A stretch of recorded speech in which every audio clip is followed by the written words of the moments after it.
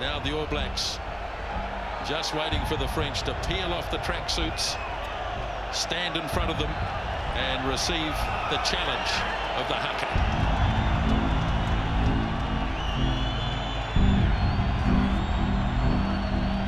And of interest, the French response. I've confronted it in recent years.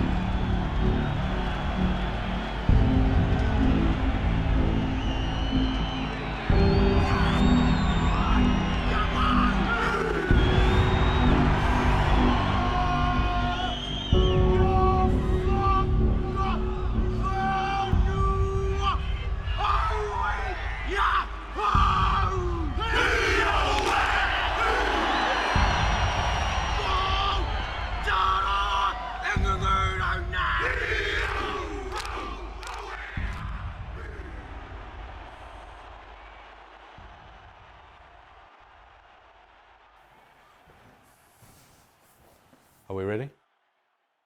So first, I just want to say thank you very much for having me here. It's a total privilege to talk about my team, the mighty All Blacks from New Zealand. I'm a Kiwi born in Aotearoa, the land of the long white cloud, and these guys are our guys. They're the best of what a country can produce, and evidence that a small island nation in the middle of nowhere can compete and win with the rest of the world, the best of the world, wherever they go, and they have done for a long, long time. If those of you not interested in rugby, not interested in sport, know anything about the All Blacks, you might just know the haka, the challenge that's thrown down by the team before every game. It's not a war dance, it's not a dance at all, it's a fronting up, a sign of deep respect. And I thought I'd show my respect to you here today by playing a haka to kick things off. It's not an All Blacks haka just to cheer us up, it's from a funeral, and but it's a very special event. It's the funeral of a teacher who taught the boys performing the haka how to perform that haka. And there's something in that cycle of birth and death and rebirth that's at the center of the haka, and in many ways at the center of this particular team's extraordinary success.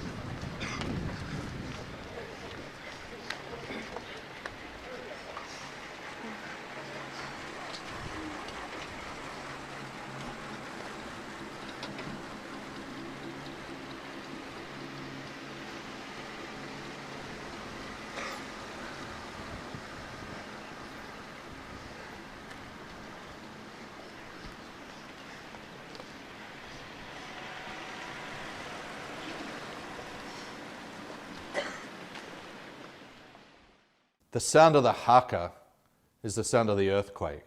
Maori, the original people of New Zealand, believe that that sound is now uru uru, and it shakes the earth at its core and splits it open, releasing tupuna, our ancestors, from the soil to our soul to stand beside us in our struggle here on earth. And it's based on the most ancient and profound of Maori spiritual ideas, which goes by the rather wonderful name of whakapapa. I love saying that word out loud, whakapapa. And whakapapa is literally the earth's time. It's layer upon layer of time. The sort of sediment becomes sand, becomes stone, becomes rock, becomes the earth's crust, kind of eternal time, earth's time. But on a human level, maybe it's best understood as a long unbroken chain of people stretching from the beginning of time to the end of eternity, and we're all linked arm in arm. And the sun shines for a moment, but just for a moment on this time, on our time. And it reminds us that we really have just a fleeting moment to make the most of our life, to write our chapter, to fulfill our purpose, to add to the legacy, to represent all those who have come before us in this long lineage and all those who will come after. Or as the All Blacks say, to leave the jersey in a better place. And it's this idea, this core idea that sits at the heart, this core purpose really, that sits at the heart of this extraordinary team and helps propel them to such extraordinary results over such a long period of time. Arguably, the All Blacks, or almost inarguably, the All Blacks are the most successful team in world sport. They played for about 125 years on the world stage.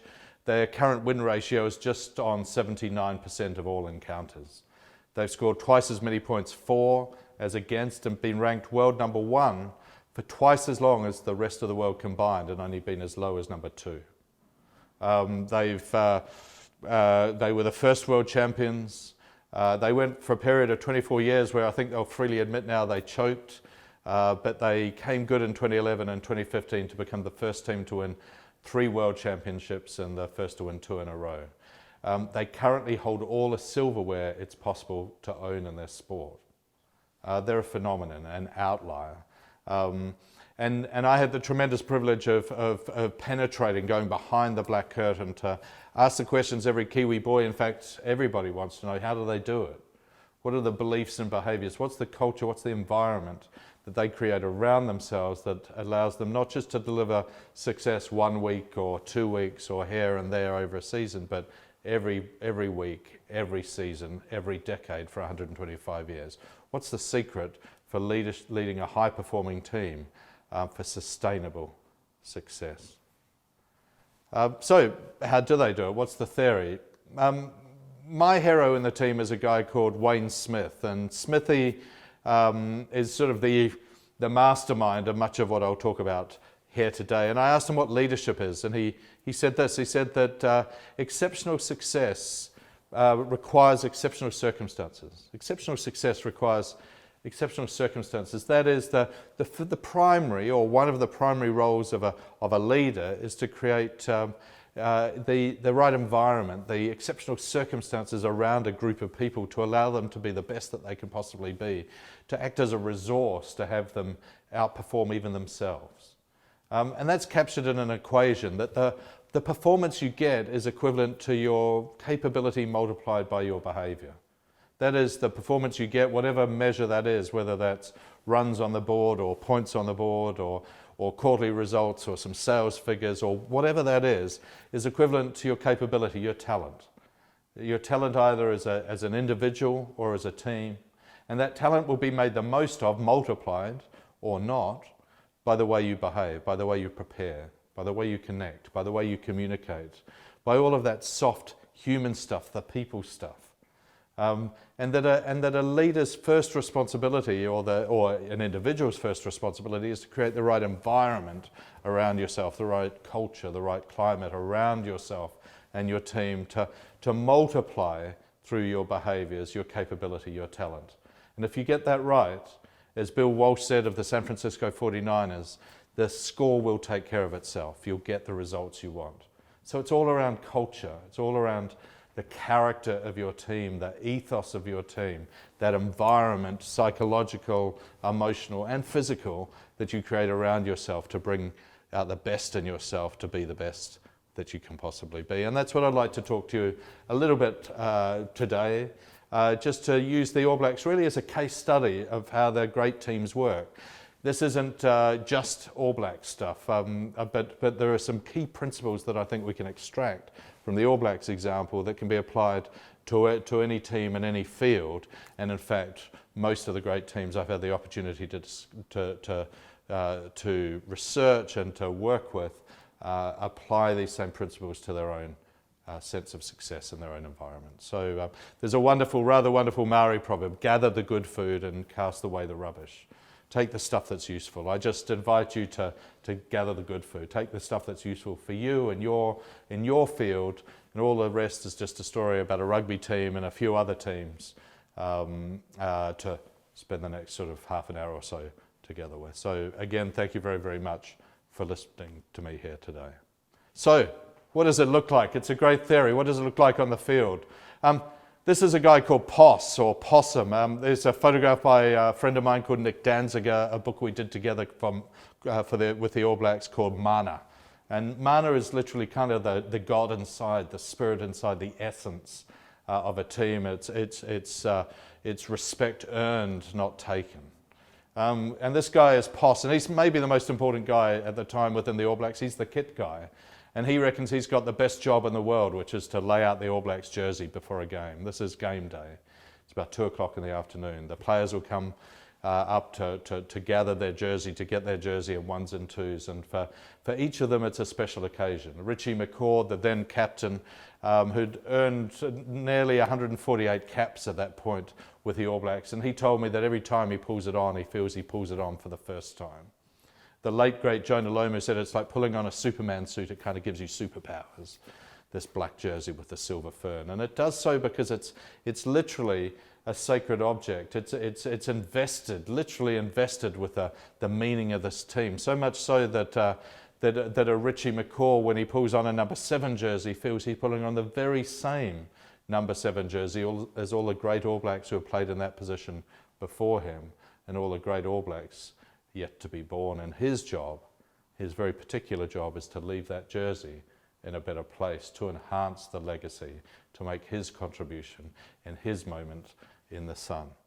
And it's that combination of personal purpose versus a public purpose, and that core connection that's one of the things that's most powerful within this extraordinary culture. Moving forward, the worst job in the world compared with the best job in the world is driving the bus for the All Blacks. Mainly because of says Grunter, the bus driver, mainly because of the kids that run alongside the bus trying to capture their glimpse of All Black glory. And it's only really on the bus you get a sense of the sheer human energy that's thrown towards these guys.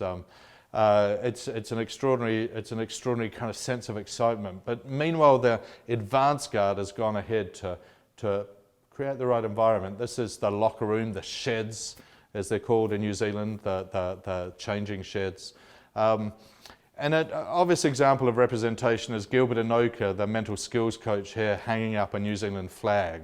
Obvious symbol of representation, but maybe less obvious is Poss, who's gone ahead and from his bag of tricks, he pulls out a bag of sweets. They're called jet planes. They're really wine gum shaped into the delta wing shape of a jump jet. And every Kiwi boy and girl remembers these things, these sticky sweets, swapping them a red for a blue for a green back when they were 5 years old in the playground. So when an All Black grabs hold of one of these just before he plays for his country, he remembers what it meant to him to be 5 years old and to want to be an All Black. No stone is left unturned in the way they tell their story to themselves. In fact, there's a saying, the story you tell yourself pretty soon turns out to be the story that others tell about you. That ethos that we choose pretty soon turns out to be the impact that we make on the world. It's a quiet place, the locker rooms. I've been inside plenty of high-performing locker rooms that they tend to be pretty noisy places, but within the All Blacks it's quiet. It's about clarity, it's about accuracy, it's about execution, it's about taking emotion out of the equation. They do have some private rituals. This is Kevin Mialamu, same symbol, same time, before every game. And then Richie, in this case, leads the team out. They do the anthems, they perform the haka, and then they play rugby. This particular game I'm showing these images of now is from a game against Wales, and the last game that was played in a ground called Carisbrooke in the south of the South Island. Wales last beat the All Blacks back in 1953. This day was no different. Richie McCaw led by example. Dan Carter scored one of his great tries. They did a victory lap and said goodbye to the stadium, and then they came back to the sheds. There's a saying in the team, leave it all out on the field.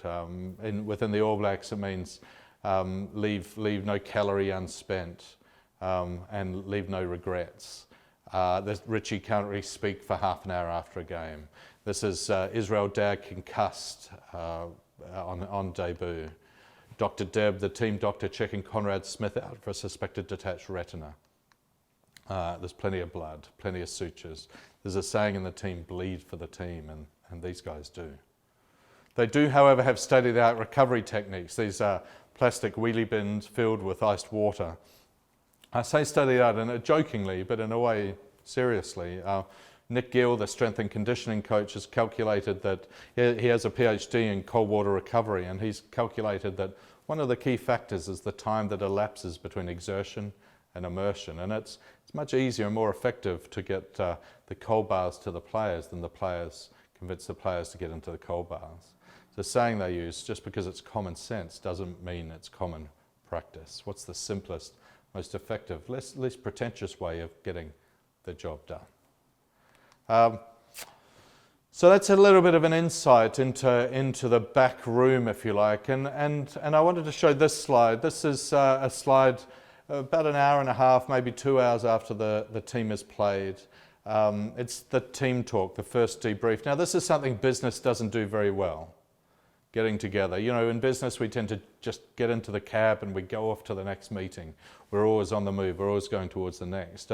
Within high-performing environments, whether it's the All Blacks or Man City or the SAS or the Navy SEALs within the military sphere, this kind of what the military call an after-action review is fundamental to creating the right environment, and it works in two key levels. First, it works in a particular way, what the SAS call a Chinese parliament. Everybody has their say. Everyone is expected to have their say. And that creates two great outcomes. First, it's the beginning of a learning environment because, you know, knowledge doesn't come from one perspective alone, it comes from multiple perspectives. So by creating a team meeting in which those perspectives, those voices are given prominence, allows multiple perspectives to inform the decision making over the week, and that's tremendously valuable. Maybe even more valuable is the fact that because everybody lends their voice, everyone's expected to lend their voice, is that it means they have made a contribution, they feel ownership. Wayne Smith has a lovely phrase where he says, people will rise to a challenge if it's their challenge. People will rise to a challenge if it's their challenge. And that sense of creating what the Navy SEALs would call extreme ownership, leadership at every level, is a vital component in any high-performing team. I'll talk more about that as we go. Meanwhile, something here happens that I think is quite remarkable, or happened on this day and happens every day that the All Blacks play. They finished the talk, the team talk, they had a couple of quiet drinks, so tasted the sponsor's product. Then somebody clapped their hand and said, okay boys, let's go. And instead of the team grabbing their bags and just heading for the bus, the team, led by the senior players, grabbed long-handled brooms and started sweeping the sheds, taking care of business, sweeping all of the mud and the blood and the strapping into corners, into small piles in the corner of the sheds, taking care of business, because, you know, no one looks after the All Blacks. The All Blacks look after themselves. Now, first, it's about personal discipline. It's just taking care of business, standing on your own 2 feet. But it's also about what's called living the values out loud. Now, there are plenty of organisations, you know, maybe yours, that have their values written on the wall, and sometimes they're just words. Enron, one of their values was integrity, and look what happened there. I think the same for Volkswagen, and you know, the $20 billion later, they're not in as good a place as they would have been because they failed to live those values out loud. And I think one of the key determinants of great teams is that they make their values real every day. They know what they stand for and they know what they don't. The All Blacks' key values are these: humility, excellence, and respect. Respect begins with self-respect. It extends to respect for the person beside me, my teammate, my colleague. It extends to respect for the competition, because as soon as you stop respecting the competition, they catch up pretty quick. And respect for the jersey, for the brand, and everything that it stands for, all of the contribution and the sacrifice that's been put towards it along the way. Excellence is to be the best team in the world and to win every game. And it's no coincidence that excellence is at the center of this kind of ethos, of this value system. If we take a couple of other examples, you don't achieve excellence unless you claim it first. The British SAS, the Special Air Service, probably the finest fighting force in the world, core to their ethos is what they call a relentless pursuit of excellence. If we look on a very, very different kind of organization, Pixar Animation, they say that quality is the best business plan. If you want to achieve excellence, first claim it, make it central to everything that you do. Be the best that you can possibly be. And the third word here, I think it looks like the softest, humility, but in a way it's probably the toughest. Humility, never be too big to do the small stuff that needs to get done. Don't get ahead of yourself. Don't think you're special. Just because you're the world's number one, prepare like you're number two. And why is that so important? Well, first it's clearly important because the SAS again, within their ethos, talk about humility and a sense of humor. The US Navy SEALs, maybe the American version or near to of the SAS, an elite fighting force, their insignia, the trident, the badge of belonging they get when they become a SEAL, is the only insignia in the US military that the American eagle has its head bowed in humility. Because in special forces or on a rugby field or in business, or I would say in any role in life, when you get ahead of yourself, you get shot. St. Augustine, I'm not particularly religious, but St. Augustine put it very well. He said, if you want to build a cathedral to the stars, build it on the firmest foundation you can, which is humility. Don't get ahead of yourself. Don't think you're special. The biggest enemy of high performance is entitlement, is ego, is what the ancients used to call hubris. So just some examples of how values become so important in creating that kind of bedrock for behavior to create the right performance environment. And you could go a long way before you found a better set than these: humility, excellence, and respect. Now, I've talked about the All Blacks in a very positive light and how great they are, but back in 2004 they'd started to come up against some problems, and it was falling apart on the field, largely because it was falling apart off the field. And these guys inherited a team, and it came to a head in South Africa. The All Blacks had lost the last of the Tri-Nations matches and had come last for the first time in that tournament. And they celebrated, if that's the word, by introducing a bottle of Jim Beam to the occasion. And it all got pretty nasty at a resort called Sun City, so much so that some of the key playmakers had to be put in the recovery position. Their lives were saved just through the intervention of sort of strangers. And these guys, and I'll introduce them in a moment, this gang of four, the coaching panel, decided they needed to do something radical about it. They needed to take the world's most successful sporting culture and reboot it, turn it around from the inside out. Quick cast of characters. This is Graham Henry on the right. Just on the inside of him is Gilbert Anoka, the mental skills coach. Graham Henry was the head coach. In the middle is the current All Blacks coach, Steve Hansen, and to his right, Wayne Smith, who was the then assistant coach. And this gang of four rebooted the All Black culture, and they did so around an idea, one single idea, and it's a very simple one, that better people make better All Blacks. Now, better All Blacks, they're easy to recognise. They're big blokes, they're dressed in black, they score in the corner in the final minutes. But that wasn't really the focus. That was the day job, being better rugby players, but they focused on something else. They focused on character, they focused on leadership, they focused on better people. They really focused on taking people from immaturity to maturity, from irresponsibility to responsibility. And if you put it on a swingometer, it would look like this. On one side of the swingometer is a dependent mindset, For them, for the dependent mindset, kit day, for instance, is the best day of their life. They get given all of this stuff. They're taking stuff. They're dependent on the team. What can the team do for me? The idea really of leadership is, what can I do for the team? What's my contribution going to be? On a scale of 1 to 10, Graham Henry told me, Richie McCaw is a 12. If there's a decision to be made, he'll take it. If there's blame to be taken, he'll take it. If there's responsibility to be owned, he will own it. And that's really the sign of a leader. So the philosophy of this sort of cultural change was really about handing over responsibility, giving responsibility increasingly to the team and allowing them to develop that independent mindset. And it looked like this. This is what a great team looks like, the being of team. It's a vector formation like the peloton in cycling. But it really comes from some old Maori proverbs and sayings. And it works like this, is that the leader, the bird at the front, sets the direction, sets the pace, creates uplift for those who come before, inspires those who come before. Or come after. Those who come after will honk in encouragement to help that leader along, but they also create uplift for those who come after. If one bird should drop off for whatever reason, 2 birds will go with it to help it regain that flock.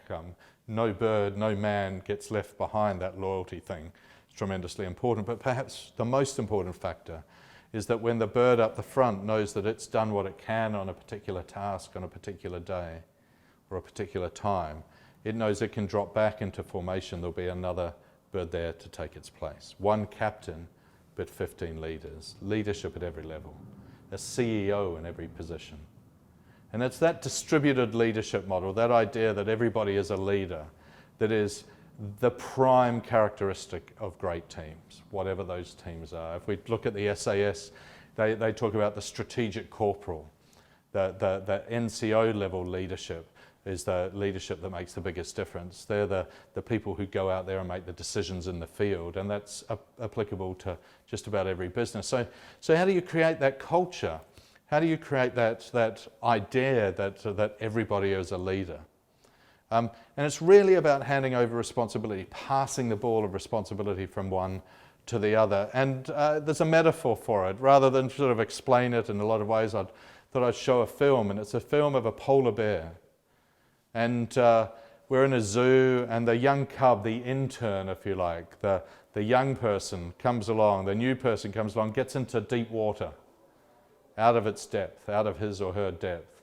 Now the boss, in this case the mother bear, comes along, and you can see that the mother isn't doing the work, isn't taking over, isn't doing that PowerPoint at the last minute, but instead creates a safe space, gives a little bit of a nudge here, a quiet word there, a little bit of advice, but not much more than that, so that the young cub figures it out for him or for herself. And now that young cub, if it ever gets into deep water, knows how to do it. That's really how you pass the ball of responsibility. It's really how leaders create leaders. Of course, that creates certain obligations and responsibilities. Netflix call this kind of way of thinking freedom and responsibility. You've got autonomy, but you've also got a sense of obligation to the group. And the story in the Maori sense goes on, and that this vector formation, this flying V, is the shape of a spearhead. It has 3 tips. And because everybody within that spearhead has autonomy, has that freedom to make their decisions and to figure out the how, they can follow whichever tip they want of those 3. But they must all understand that the weapon itself will only be effective if all the force moves in the same direction. So follow that spearhead. Nobody is bigger than the jersey. No one is bigger than the team. Or, as the All Blacks put it, no dickheads. So that idea of freedom and responsibility, creating an environment of what the psychologists call mastery, autonomy, and connection is tremendously important. Mastery, because we all want to be good at that thing we want to be good at. Autonomy, we want to be left alone to do it on our own terms, to figure out our own how. No one likes to be micromanaged. And connection, we want to do it with people that we at least like, maybe even love, for a cause that we believe in. And if as leaders, we can create that kind of environment where people can be great at what they do, they can do it on their own terms, and they're doing it with and for people they care about, then you're most of the way home. So that's the kind of code that we're trying to create. And another word for code is that word ethos. And ethos is a tremendously interesting idea. And in ancient Greek, it's an ancient Greek word, and it means character. The character, the essential spirit of a team, but character. And the Greeks saw character as being a two-sided coin. On one side of the coin is what we understand today as character to be. It's our values, it's our attributes, it's our behaviours, it's the way that we are, it's doing the right thing on a difficult day. But the Greeks understood character as being the two sides of that coin. The second side of it is like a typewriter character. It's the impact you make on the world, the impression that you make on the world. So that the story you tell yourself, the character that you inhabit, defines that impact that you make on the world. So that story you tell yourself becomes the story that the world soon tells about you. So better be a good story. Better be a great story. And one of the magics of kind of elements of neuroscience and psychology is that we get to create that story. We get to write that story every day. We get to live into a story that we want to. We get to be able to say what our values are, what our vision is, and what our purpose is. And that whole, by defining and declaring and writing down and making real that ethos, we can start to shape the kind of impact that we make on the world. And that's a tremendously powerful idea. And it applies to teams, it applies to businesses, it also applies to individuals. I thought I'd just take a couple more examples from the All Blacks and show how two simple ideas have helped kind of define the lives of the people who have had those ideas. This is Richie McCaw. I mentioned him before, 148 caps. When he was 15 years old, he told his uncle he wanted to be an All Black. His uncle said, "That's great, everyone wants to be an All Black. What are you going to do about it? Write it down, write down your steps. If it's not written, it's not real." So Richie wrote the steps down. He said, age group representation, school first 15, provincial representation, franchise, All Blacks captain. His uncle said, "That's great, but have you no ambition, man? Do you just want to be an All Black? Do you just want to be an All Black captain, or do you want to be a great All Black?" Now Richie wanted to be a great All Black, but he couldn't quite bring himself to write great All Black down. He's a shy boy from the South Island, so he wrote GAB, standing for Great All Black. And that became his North Star. So before every game, he'd write GAB down and ask himself, what would a great All Black do?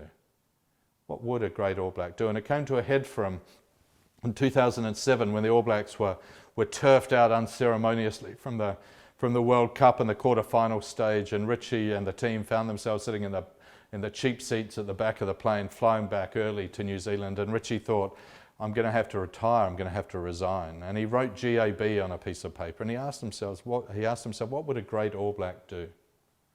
Well, a great All Black, he wasn't one yet, and a great All Black wouldn't retire, and a great All Black wouldn't give up. So he re-signed, and he led the All Blacks to the 2011 World Cup victory, and again to 2015. And he is indisputably, I believe, the great All Black. And it wouldn't have happened if he hadn't written it down when he was 15 years old and made it his mission, his mantra, his purpose, his vision. If it's not written, it's not real. There's a lovely Maori proverb: aim for the highest cloud, because even if you come short, you'll hit a lofty mountain. Go hard or go home. Throw your hat over a wall and then figure out how to get it. Stretch. There's a psychologist I've worked with sometimes. He says, "Don't call me a sports psychologist. Don't call me a shrink," he says. "Call me a stretch." Because it's in the stretching, in the pushing towards something, that growth occurs. And you find that suddenly you're capable of doing things you couldn't ever imagined you'd be capable of doing. So that's the Richie McCaw story. Great, aim for the highest clouds, because even if you come short, you'll hit a lofty mountain. And that's great. That's a big vision. But how do you achieve that vision every day? Lovely example of that is this guy, Brad Thorne. Now, Brad was 36 when he won a World Cup. He was 37, he won a European Cup. He retired from top flight footy at aged about 40. He's still going as a player coach effectively in the Super Series, leading by example. But he described himself, he says, "I was a lazy kid. I was a very lazy child. And his father gave him a mantra, a motto that Brad held close and held dear and held central to everything he did. And that motto is simple. It just says, champions do extra. So Brad would be the first to the gym and the last to leave. If he was asked to run 5 miles, he'd run 6. Everything he did, he brought that little piece of extra discretionary effort to it, because that's what makes the difference in the last 5 minutes of a test match or the last 10 years of a career. And of course, that's the idea of what's become famously known as the aggregation of marginal gains. British cycling, I think, probably made it most famous of all. And that's a simple idea. It's like Kaizen, the Japanese idea of Kaizen. Don't try to do one thing 100% better. Try to do 100 things 1% better. And that's that aggregation, that cumulative effect of all of those small minutiae changes, those everyday decisions that leads to breakthrough results. It's a massive idea in sport. The San Antonio Spurs call it, a great basketball team call it pounding the rock. Take a piece of marble, take a hammer, take a chisel and start chiseling away. Nothing will happen. 50 blows, nothing will happen. 75 blows, nothing will happen. Maybe on the 100th blow it splits perfectly for you. But it wasn't the 100th blow that did it. It was the accumulated pressure of the 99 blows that came before that led to that breakthrough result. So champions do extra. That small stuff, the small incremental stuff makes a massive difference. Sean Fitzpatrick, another former All Black captain, said, excellence is modest improvement, consistently done. So 2 different kind of ethos, personal leadership ethos. And I guess my invitation to you and this audience in the cinema today is what's your ethos? What's your highest cloud? What's your everyday behavior? What's that character? What is the character that you've defined for yourself that will define the impact that you make on the world? And underlying that, how does it answer your biggest question, which is, what's your purpose? Why does it matter? I want to take you back just in conclusion to the haka. Now the haka has the purpose embedded within it, and the haka is of course not just an All Blacks thing. It's a Kiwi thing, a Maori thing, a Pacifica thing. These are some street kids from South Auckland. This is a kids rugby team from Rotorua in the middle of the North Island. A greeting party from the All Blacks, greeting the All Blacks in New Plymouth. I love this slide. Cars available, best price guaranteed. This is Richie McCaw's old school team. They cheated with a full school haka 10 minutes from the end of a game against my team, who folded and froze and lost their way and lost by 10 points. But even though the haka is an advantage on the field, perhaps, the real advantage of a haka is behind the scenes. This is a slide, perhaps the most privileged position I had around the team, which is to witness the All Blacks haka practice. And it's an advantage because the haka really is around connection to the indrawn breath, to the ground, to the whenua, and to the tapuna, the ancestors buried in that ground, connected to that. But it's also about being connected to each other, to that team, and connected more broadly to what that team stands for, its story, its purpose. I think one of the interesting things in 2004, they were going to get rid of the original All Blacks haka, kamati. But they did something more radical. They created a new one of their own called kapaopanga. And that co-creation led by the team, because people rise to a challenge if it's their own challenge, led to this hugely galvanized team around a common purpose. And that common purpose is simply expressed to be, this is your time and this is your moment. And of course that relates to that idea of whakapapa, that idea of that long unbroken chain from the beginning of time to the end of eternity, and we're all linked arm in arm, and the sun shines for a moment, but just for a moment, on our time, on this time. And it reminds us that we have a fleeting opportunity to make our mark, to write our chapter, to fulfill our potential, to fulfill our purpose, to represent all those who have come before us in this lineage and all those who will come after, to add to the legacy or to leave that jersey in a better place, whatever that jersey happens to be. And that core purpose sits at the heart of this team, and that idea of purpose sits at the heart of pretty much all the great teams. So a great example I like to use is the Proteas, the South African cricket team, who were a bit lost when they came out of apartheid. But they stumbled across a word. It was Desmond Tutu's favourite word and Nelson Mandela's favourite word, and that word is difficult to translate. It's Ubuntu. It's difficult to translate, but it kind of means you're the pebble in the pond, and the ripples go outwards. And everybody you meet, you will make a difference to, and it's up to you to choose the difference that you will make. That fundamental, practical, everyday purpose. For the Proteas, they were about mid-level in the international table when they went through this process and galvanised around an idea. Within a couple of years, they were top of Test cricket, top of one-day cricket, and top of T20. For the All Blacks, what I've talked about since 2004 hasn't really involved rugby. I haven't talked about the set piece and power, pace and position and the technical aspect. I've talked about the people side of it. But the All Blacks went from 75% win ratio over 100 odd years. Over the decade between 2004 and 2014, that shot up to 95%, and it's still going up. It's an extraordinary kind of, to take the world's most successful sporting statistic and add, depending on how you do your maths, 20% on top of that is an extraordinary impact, what the military would call a force multiplication effect. Napoleon said that the moral to the physical is as 3 to the 1. The people to the physical, to the assets, is a multiplier of at least 3 to 1. And my invitation to you, if you want to create a high-performance team, if you want to take your business, this business, or your business to the next level, or your own personal performance to the next level, to lift your game, is to look at how do you create that human environment around yourself? How do you create a team that creates that force multiplication effect? How do you create a culture that does that? One of my favourite teams is the San Antonio Spurs I mentioned before, who pound the rock, but they also have a lovely phrase that to me says it all, which is this: how can I make my teammates better? How can I make my teammates better? And it's all in there. How can I? What responsibility can I take? What's my contribution going to be? Help make my teammates give to someone else, contribute. Independent mindset, better every day. How can we do that? Now, if everybody's doing that within a team, you know everyone's got your back, you've got everyone's back. The force multiplication effect takes care of itself. The score takes care of itself. So, you know, it's all about the people. There's a wonderful Maori proverb that just says, the people, the people, the people. How do we focus on that? How do we make that contribution? Because really it's about how we judge our life. This isn't an old idea, a new idea, it's an old idea. This is a quote from Pericles, from ancient Greece. Again, what you leave behind you is not what's engraved on stone monuments.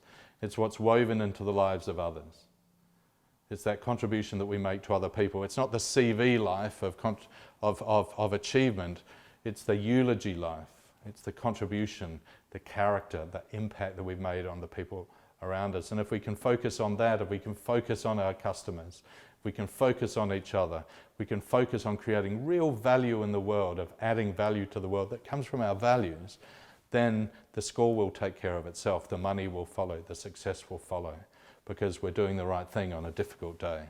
We're making a genuine contribution to the world and to other people in it. And that's a tremendously powerful force multiplier that applies to any field on any day of the week. So just to finish, just to talk a little bit about that storytelling aspect, because I've really told a whole lot of stories, and the other side of this is, you know, if the story we tell ourselves turns out to be the stories that others tell about us, let's tell the best, most powerful story we can. So when an All Black becomes an All Black, when a young man becomes an All Black, a number of things happen. First, they're asked 2 questions. You can tell the young players because they're standing with their backs to the wall. They don't want to. They're a bit intimidated. And after a few days, one of the senior players will come up and will tap the young man on the shoulder and say, "Hey, boys are getting together tonight. Wouldn't mind if you'd say a few words." "Sure. What do you want me to say?" "Well, we've got 2 questions." They ask. They say, "What are the questions?" "Well, the first question is this: what can you bring to the team?" It's a big question for any team. What's your contribution going to be? And the second question is, what are you prepared to sacrifice? What are you prepared to sacrifice? What are you prepared to give up for what you want to achieve? Now, we're all sacrificing a great deal for every moment we spend at work. We give our lives literally to our work. So it's a big question. What is that sacrifice going to be? What are we prepared to give for what we're going to get? And by sacrifice, it isn't just a sleep-in for the All Blacks or a chance to miss training once in a while. It's really a bit more personal. It's what's that shadow side? What's that thing that holds us back? Is it cynicism? Is it anger? Is it shyness? Is it irony? What's that stuff that stops us making a full and frank contribution to the team that we're part of? And once these players have answered those two questions in front of the group, the All Blacks will perform a haka, an awesome sight in a small room, and that haka means that those young players are part of the team. But they're not an All Black yet. To become an All Black, you need to run out on the field. And so let's say a week or so later, they get the nod, they get their place on the team sheet, and they run out as an All Black in a black jersey with a silver fern. They get a number of things on that day. They get a number, they're part of the lineage. They get the jersey to keep or to give to their mother. They get a cap and a tie, a few bruises probably, hopefully they'll win. But they also get a book, and it's a beautiful book, and it's bound in black leather. It has a silver fern on the cover. You open it up, and on the first page, black against white, there's the original All Blacks jersey.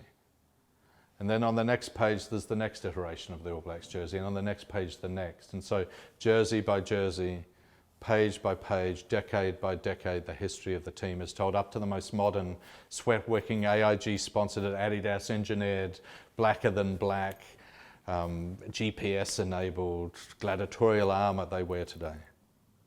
Then you turn the page, and there are three words: humility, excellence, and respect.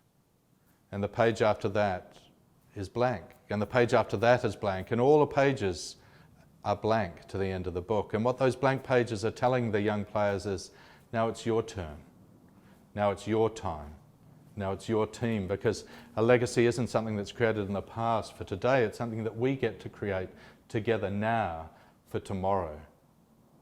So what will you bring to the team? And what are you prepared to sacrifice? Because this is your time, this is your vision, this is your moment, this is your opportunity to do something extraordinary, to be the best that you can possibly be, to create huge, high performance from that multiplier, that force multiplier effect, because it's the people, it's the people, it's the people. So with that, just some final words. A Maori phrase that I love, one of my favourites, just as kia kaha. Means stand strong, stand for something and stand strong. So thank you very, very much for having me. It's been a real privilege to spend this time with you. You have a great vision, you have a great organisation, a great company, you have a great team. So I just want to hand back to Jonathan. Thank you very, very much. Kia kaha.